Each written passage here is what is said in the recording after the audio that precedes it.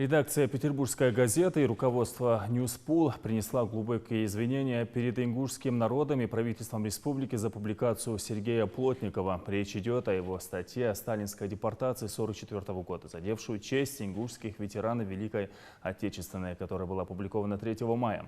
Об этом сообщается на сайте издания.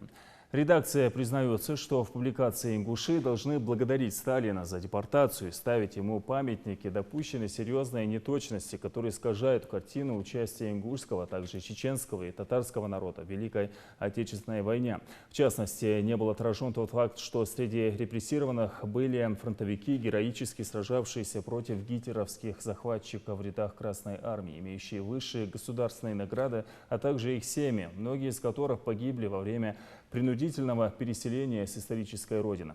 Мы скорбим вместе с ингушскими и другими пострадавшими народами о трагедии тех лет и искренне просим простить неосторожные высказывания, прозвучавшие в указанной публикации, говорится на сайте. Совладелец «Петербургской газеты» рассказал пресс-службе Постпредства Ингушетии, что эта статья появилась без ведома владельцев издания.